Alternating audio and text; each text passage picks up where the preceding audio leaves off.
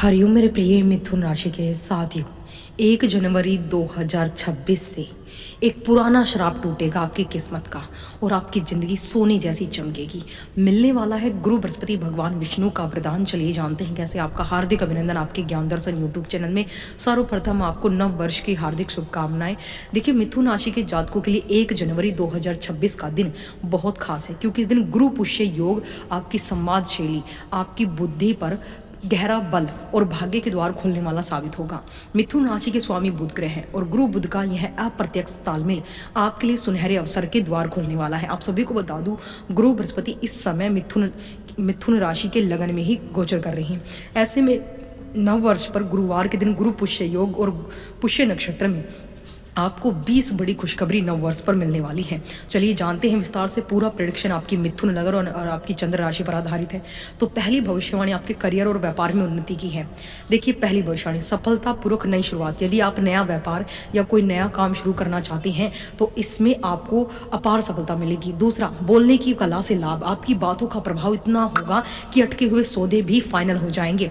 Number 3, media और लेखन में पहचान। जो लोग पत्रकारिता, लेखन या सोशल मीडिया से जुड़े हैं उन्हें बड़ी ख्याति मिलेंगी। Number 4, promotion. आपकी स्मार्ट वर्किंग को देखते हुए कंपनी आपको कोई बड़ी जिम्मेदारी दे सकती है।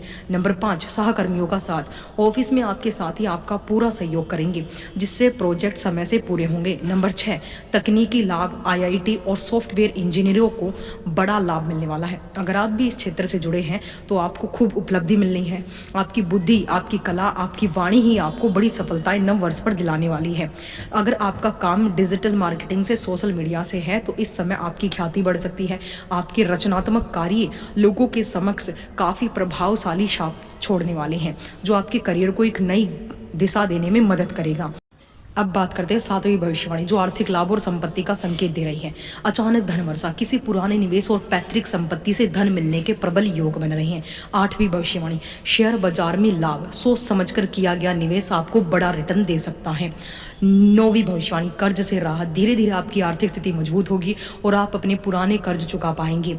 10वीं भविष्यवाणी, लग्जरी आइटम। इस दिन आप नया मोबाइल, लैपटॉप या वाहन खरीद सकते हैं। अब 11वीं भविष्यवाणी, पारिवारिक और प्रेम जीवन की तरफ संकेत कर रही है। रिश्तों में मिठास। जीवन साथी के साथ चल रहे पुराने मनमुटाव दूर होंगे और तालमेल बढ़ेगा। 12वीं भविष्यवाणी, संतान सुख। घर में बच्चों की किलकारी या उनकी सफलता से खुशी का माहौल रहेगा। 13वीं भविष्यवाणी, पुराने दोस्तों से मिलन। किसी पुराने मित्र के जरिए लाभ का कोई नया रास्ता खुल सकता है। और 14वीं भविष्यवाणी, भाई बहनों से मदद। आपकी भाई बहनों आपके आर्थिक या मानसिक रूप से आपकी मदद करेंगे। 15वीं भविष्यवाणी, विवाह के योग। प्रेम विवाह के इच्छुक जातकों को परिवार की सहमति मिल सकती है। यानी जो प्रेम विवाह करना चाहते हैं, लव लाइफ के लिए आगे बढ़ना चाहते हैं, अपने रिश्ते को एक नया जो है नाम देना चाहते हैं, उन लोगों के लिए समय गुरु बृहस्पति की कृपा का है। क्योंकि जब भी गुरु लगन में आते हैं तो वो अपनी सप्तम दृष्टि से सप्तम भाव को देखते हैं, जो हमारे वैवाहिक जीवन का संकेत होता है। ऐसे में गुरु की स्थिति आप सभी मिथुन राशि के जातकों के लिए सुनहरे मौके लेकर आई है, इसलिए अपनी कोशिशों को बनाए रखें। अब 16वीं भविष्यवाणी, जो आपके स्वास्थ्य और आपके व्यक्तिगत विकास की तरफ इशारा कर रही है। पुरानी बीमारी का अंत, यानी फेफड़ों, श्वसन संबंधी पुराना समस्याओं में बहुत सुधार होगा। 17वीं भविष्यवाणी, मानसिक ऊर्जा। आप खुद को बहुत फुर्तीला और तरोताजा महसूस करेंगे। 18वीं भविष्यवाणी, धार्मिक यात्रा। परिवार के साथ किसी पवित्र नदी या धार्मिक स्थल की यात्रा का योग बनेगा। 19वीं भविष्यवाणी, शिक्षा में विजय। जो छात्र प्रतियोगी परीक्षाओं में बैठ रहे हैं उनके लिए ये समय बेहद शुभ रहेगा। 20वीं भविष्यवाणी, नया ज्ञान। आप कोई नया कोर्स या कौशल सीखने जो भविष्य में आपको धन दिलाएगा। अब मिथुन राशि के लिए कुछ विशेष उपाय। गुरु पुष्य नव वर्ष पर गुरु पुष्य योग के दिन भगवान विष्णु लक्ष्मी जी का संयुक्त पूजन करें। साथ ही गाय को हरा चारा खिलाना आपके लिए अत्यंत ही भाग्यशाली रहेगा।